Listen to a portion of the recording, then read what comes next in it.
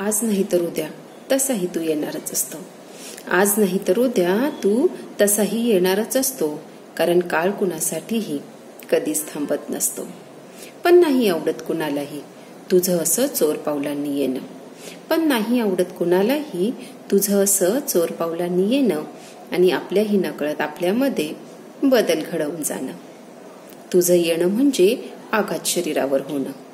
तुझं येणं म्हणजे आघात शरीरावर होणं आणि प्रतिबिंब मात्र त्याचं मनावर कोरलं जाणं. कितीही मेकअप करा, कितीही डाएट करा, तुझं येणं काही थांबत नसतं.